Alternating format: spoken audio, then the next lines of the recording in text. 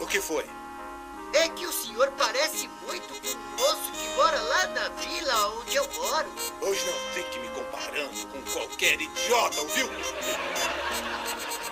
Espera. Um instantinho. Segura um pouquinho, por favor. Gentânia!